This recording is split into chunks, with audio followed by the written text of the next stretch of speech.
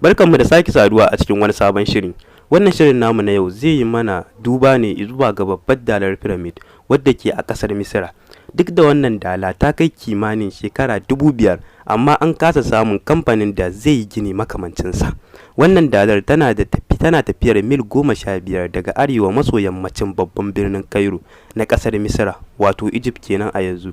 Dalar wadda take a tsaunin Giza tana da tagwayen wasu dalar guda biyu, ita ce ta uku, kuma ita ce mafi girma a cikinsu, wato dalar Khufu, kamar yadda ake mata laƙabi.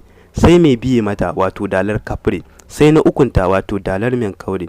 Yanzu za mu yi duba ne zuwa ga babbar su kuma wadda ta fi su daɗewa, wato dalar Khufu. Dangane da wanda ya gina wannan dalar akwai maganganu da yawa. Wasu na cewa Sarki Khufu, wanda Girkawa ke masa laƙabi da Cheops, shine wanda ya gina wannan dala. Wasu na cewa a'a ba haka bane ba, mutanen wata duniyar, wato aliens, su ne suka gina ta. Hujjar su ita ce anan, idan aka yi duba ga shekarun wannan dala, mutane ba su da wata ƙwarewa da za su yi irin wannan gini a wannan lokacin.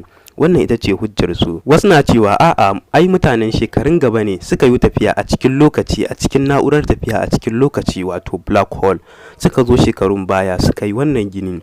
Idan kuna da buƙatar sanin menene tafiya a cikin lokaci kuma ta yaya ake yin sa, ku rubuta mana a comment section a ƙasan wannan bidiyo, za mu muku bidiyo akan tafiya a cikin lokaci. Na hudu, wasu na cewa a'a ba Sarki Khufu bane wanda ya gina dalar Giza. Wasu na cewa ba shi bane ba, Sarki Saurut ne, wanda kuma shi ake nufi da Annabi Idris alaihi salatu wassalam. Na biyar, wasu na cewa a'a wasu shahararrun mutane ne wanda suka yi rayuwa kafin mu, su ne suka gina wannan dalar. Wannan shine cece-kucen da masana suka yi a cikin kokarin su na gano wanda ya gina dalar Giza. Kuma anan za mu tsaya. A bidiyo na gaba za mu tattaro muku abubuwan ban mamaki da ban al'ajabi da suke tattare da wannan babbar dalar. Ku danna mana subscribe, sannan ku danna alamar ƙararrawa ta yadda za a rinka sanar da ku da zarar mun ɗora shirye-shiryenmu. Mun gode.